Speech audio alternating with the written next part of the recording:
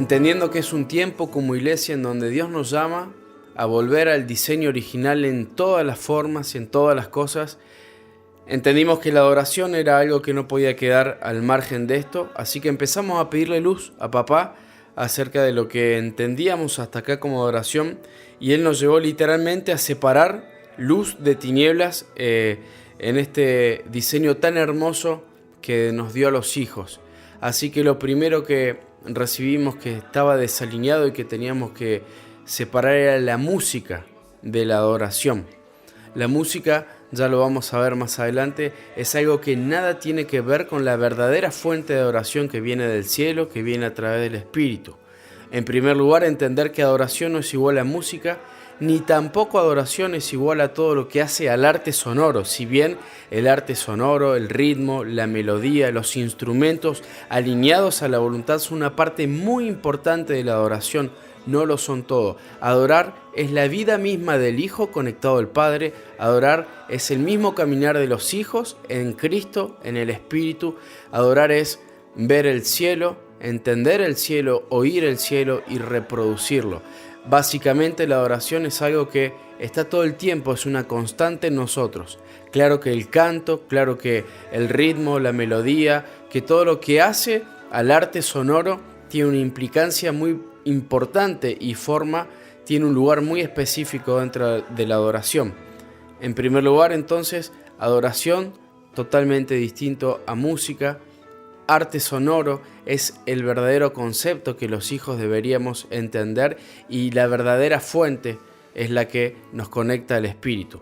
Por otro lado, es importante también que podamos entender lo que es un salmista, lo que es ser un adorador, porque el entendimiento de esto no es para ampliar nuestra información, nuestro conocimiento, sino para estar de manera más precisa, de manera más verdadera, conectados justamente a la verdad y a la vida. Así que como adoradores y salmistas entendimos que este era un buen tema y un hermoso diseño del cielo sobre el cual seguir iluminando, sobre el cual seguir recibiendo luz.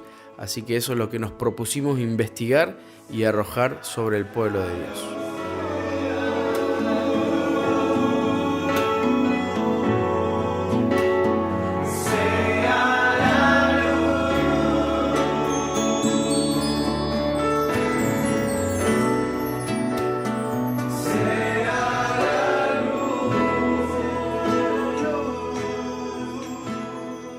Se entiende por música al orden artístico que se le da a la armonía, la melodía y el ritmo. Con el tiempo me había llamado la atención esta definición. ¿Por qué? Porque lo que se intentaba explicar era el arte de los sonidos, pero con un título que por ahí etimológicamente no tenía mucho que ver. Lo que explica ese título etimológicamente, música significa el arte de las musas. Lo que está queriendo decir es que es un arte que está siendo inspirado por una diosa griega, una diosa pagana. ¿Sí? Se está buscando la inspiración en una fuente que no tiene nada que ver con Dios. Eso quiere decir ese título. Y por otro lado, tenemos lo que sería el arte sonoro en sí mismo, que sí es el orden de la armonía, la melodía y el ritmo, y no encontraba algún vínculo entre las dos cosas con respecto a cómo habría una inspiración para con Dios. La idea sería que el arte sonoro estuviera inspirado por Dios, y cuando decimos música estamos hablando de que estamos siendo inspirados por una musa, una diosa pagana. Inclusive hasta música en su concepto y demás fue introducida en la iglesia de tal manera que se llegó a separar los músicos de los adoradores, los músicos de los salmistas, los músicos de tal adorador, de tal salmista. Y llegamos al punto en que se veía diferenciado cuando siempre tendrían que haber sido salmistas los que estaban adentro de la iglesia. El 22 de noviembre se celebra el Día de la Música, en donde inclusive se celebra el Día de Santa Cecilia. Esta es la patrona de la música, ¿sí? que se intenta, digamos, disfrazar con Santa Cecilia a una entidad espiritual, y lamentablemente seguimos llamándonos dentro de las iglesias a algunos que tocan, ejecutan instrumentos, los seguimos llamando músicos, cuando tendrían que entender, digamos, lo que es el concepto verdadero del salmista, el concepto verdadero del adorador. Hablando de música, la palabra ritmo nace en Grecia y significa fluir, ir hacia adelante. En un sentido general, el ritmo es un flujo de movimiento controlado o medido, sonoro o visual. No solamente el ritmo puede ser dentro de lo que encasillamos como música, sino hay ritmo en el arte, hay ritmo en la naturaleza y tiene que ver con secciones medidas. Además, es una característica básica de todas las artes. Puede definirse como la combinación armoniosa de sonidos, voces o palabras que incluyen las pausas, los silencios y los cortes necesarios para que resulte grato a los oídos, a los sentidos. La palabra melodía también tiene sus orígenes en Grecia, en latín, y significa sucesión de notas. Literalmente significa cantar de manera agradable al oído, para generar placer, y tiene como finalidad lograr algún tipo de reacción en el que oye. Siempre genera placer, genera una reacción en el que escucha. Ahora bien, todos los ritmos y melodías que nosotros usamos hoy para adorar dentro de la iglesia nacieron de la rebeldía. Por ejemplo, rebeldía a la iglesia es decir a Dios, como es el caso de Elvis, que si bien no fue el fundador del rock and roll, que fue Roy Brown, pero sí lo llevó a su popularidad. Roy Brown toma esta palabra y le da un sentido a la sexualidad, al sexo, a lo sensual. Él hace una parodia en tono de burla a los pastores y tomando esta palabra que originalmente tenía que ver con cuando el espíritu nos tomaba, y él la liga a un baile sexual. Literalmente la palabra rock está ligada íntimamente en su origen a un baile sexual. En esta línea histórica de la música todo comienza con el blues. Nace en las algodoneras de los negros, donde los esclavos cantaban de sus miserias, cantaban de su esclavitud, cantaban de sus penumbras. El negro espiritual, que en este tiempo se hizo muy fuerte, los amos pensaban que los negros estaban cantándole a Dios, porque cantaban de Dios, cantaban de sus maravillas, pero en realidad ellos codificaban mensajes para organizar escapes. Luego, cuando se abolió la esclavitud, estos negros salen de las algodoneras y empiezan a tocar lo que conocemos como jazz. Ellos se juntaban en bares, donde había un ambiente de sensualidad, de prostitución, y generaron las jam sessions, que las jam sessions significaba juntarse a zapar o juntarse a fluir, a improvisar. Luego estos negros que tocaban jazz se juntan en el nombre de Jesús y dan origen a la música gospel, dan origen a la música cristiana con una fuerte connotación musical.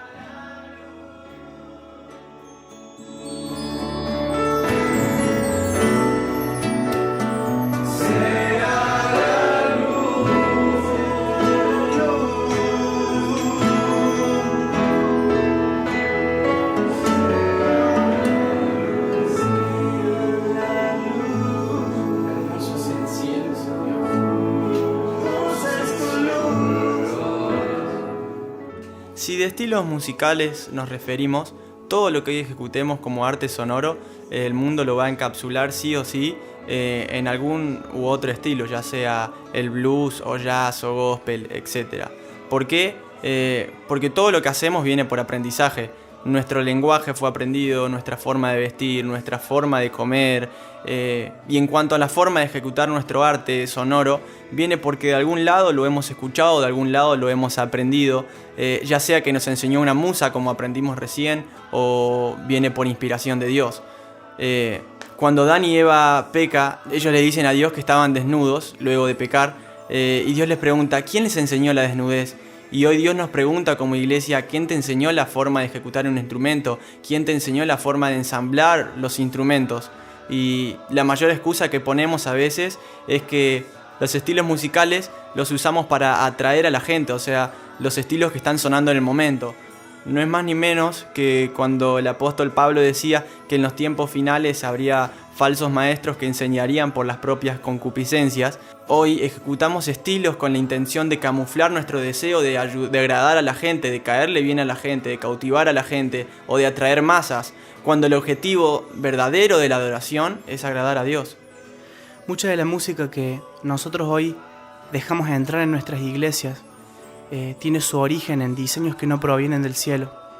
Entiendo de que las mezclas se representan como aguas de distintas fuentes en una sola vasija, y nosotros podemos ver, y el Señor nos ha ido mostrando cómo esa mezcla sutilmente empezó a entrar a la música que hoy tenemos en las iglesias. donde todos los diseños no vienen del cielo, son diseños que han nacido en la rebeldía, diseños que han nacido en la queja. Entendemos por el Espíritu que lo que la adoración es al Padre, lo que la adoración es al cielo, la queja es al infierno. Y a veces nosotros intentamos redimir estos estilos, ponerles letra cristiana a estos estilos que no han nacido del cielo, que no provienen de diseños del Señor. Como intérprete de instrumento y ejecutor de melodías, nos vemos en la responsabilidad de poder traducir lo que escuchamos en el cielo, donde no nos encasillen en estilos. ¿Qué estilo haces? No, yo hago rock, no, que yo me tiro más al pop. No, yo escucho del cielo y traduzco en la tierra. Ese es nuestro mayor desafío, que si tocamos una batería, sea porque la estamos escuchando en el cielo, que si hacemos un arreglo musical, no sea porque lo aprendí de una obra de jazz o una obra de Bach, sino que podamos afinar nuestro oído para escuchar el cielo y traducir a la tierra. Un salmista es una herramienta muy importante para Dios, porque él está diseñado para establecer el trono de Dios en el pueblo. Y su deseo es conocer el corazón del Padre. Algo muy importante para el salmista es su intimidad con el Padre, porque en ese momento es cuando el Padre forma su carácter. Y algo precioso que Dios nos ha dejado en las Escrituras es la hermosa vida de David. Luego que Dios dijo sea la luz en el Génesis, vinieron separaciones de agua. Separaremos las aguas entre un músico y un salmista para establecer un orden. Un salmista es profeta, adiestrado en guerra y sacerdote en su casa. Es esforzado, es valiente, es diligente. Ama el servir. Un salmista es de poco hablar porque entiende que solo hay dos fuentes, la que murmura y la que se queja o la que adora. Un músico no logra relacionar su carácter con la adoración. Para un salmista su instrumento más importante es la justicia, porque entiende que de esta forma busca en la eternidad llaves para establecer a toda una congregación en una morada eterna. Un músico sin un instrumento no tiene absolutamente nada para dar, porque está constantemente enfocado en tratar de agradar el oído y la vista del hombre. El músico ministra constantemente el alma, necesita moverse conforme a las emociones. El salmista busca colocar a Dios en la adoración en el centro y de esta forma lograr que haya una administración de espíritu a espíritu. Un músico necesita moverse en ambientes y conforme a cómo está su alma, compone. El salmista, incluso en los momentos de crisis, puede ir a la eternidad y bajar diseños para establecerlo a toda una congregación. Sin duda que al hablar de salmista, el primer referente que viene a nuestras cabezas es el salmista por excelencia, David. David se destacó tanto por ser un poeta como también un artesano de los sonidos. A David le fue entregada y cedida una llave que abrió la puerta de la adoración y una llave que le fue entregada por gracia. Lo que David descubre al tener esta llave es que la adoración abría el cielo y mantenía en íntima comunión al pueblo de Dios con el mismo Dios. Otra de las características que esta llave le permitió a David establecer fue la victoria del pueblo y también la prosperidad en el pueblo. David entendía muy bien que la adoración movía el corazón del Padre. La adoración no solamente establecía su presencia, sino que también tocaba en el punto más íntimo el corazón de Dios. David, otra de las cosas que instituyó y uno de los modelos fundamentales de David fue el orden en la casa de Jehová con respecto a la adoración. Lo que hizo David fue establecer un modelo de adoración en el que las 24 horas del día, los 7 días de la semana, los 365 días del año, durante 30 años, la adoración fluía permanentemente en el templo de Jehová. David no nos dejó un modelo, sino que nos dejó una plataforma sobre la cual nosotros hoy tenemos que avanzar y seguir creciendo.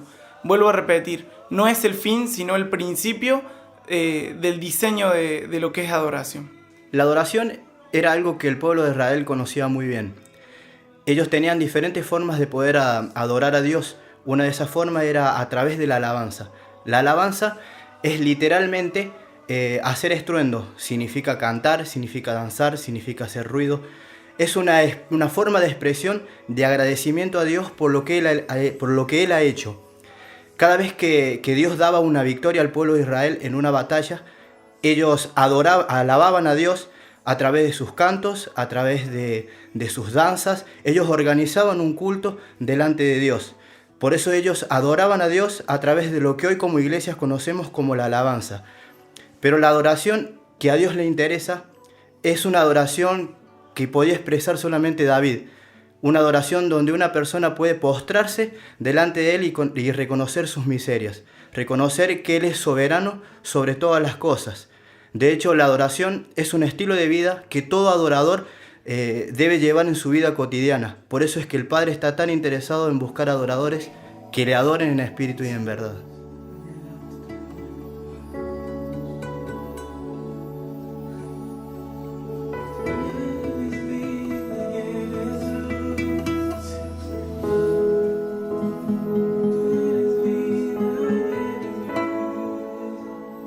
Todo tiene su origen en el cielo. Todo lo creado tiene su origen en el mismo corazón del Señor, en sus pensamientos, a través de su voz. Todo lo que Él declaró y decretó tomó forma. Pero el infierno, en su astucia y en su deseo de copiar, porque no puede hacer más que copiar, intentó tomar estos diseños y copiarlos. La adoración fue uno de ellos, y lo hizo puntualmente a través de la música. Por eso no es de extrañar que básicamente todos los ritmos y melodías que de una manera tan astuta se fueron metiendo dentro de la misma adoración, dentro de la misma iglesia, tiene su origen en la queja. Porque así como decía uno de los chicos, como la adoración es al cielo, la queja es al infierno. Hoy Dios, en esto de llevarnos de nuevo a su diseño original, trae luz sobre este diseño original y cómo las tinieblas lo tergiversaron y lo terminaron introduciendo dentro del pueblo de Dios. El arte sonoro es una herramienta por excelencia que ocupa un lugar muy importante dentro de la adoración. Dentro de la adoración encontramos los adoradores. Todos absolutamente somos llamados a adorar a Dios, y algunos son llamados a ser salmistas, como explicábamos. El salmista es el que puede conocer el corazón y las intenciones del Padre y traducirlo y guiar al pueblo. Como adoradores debemos estar conectados a una única fuente que no tiene nada que ver con este espíritu de Grecia, que a través de las musas quiso influenciar y conectar a los salmistas, captándolos hasta el punto tal de transformarlos en músicos. Como adoradores e hijos de Dios, nuestra conexión es hacia el cielo y es con el mismo espíritu, pues como dice la palabra, es el Espíritu de Dios que testifica a nuestro espíritu de que somos hijo de Dios. Ser un adorador es básicamente comportarse como un hijo de Dios, conocer su corazón e intentar todo el tiempo y a toda hora darle placer, darle gozo y contentar el mismo corazón de papá. Que Dios siga añadiendo luz a su iglesia acerca de los verdaderos diseños de adoración a través de las verdaderas melodías que suenan y sonarán por siempre eternamente desde los cielos.